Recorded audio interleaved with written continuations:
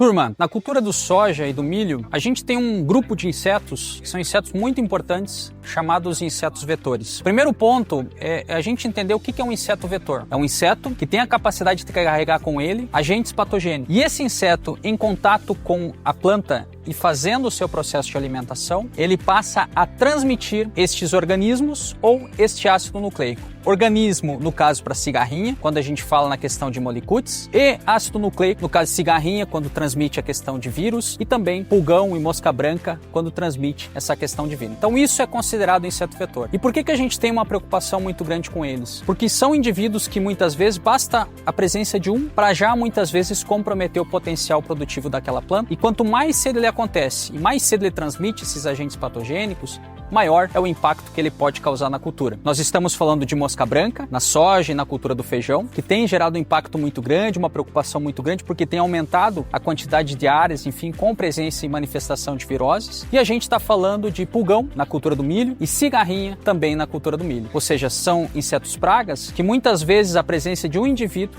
como a gente falou, pode comprometer o potencial.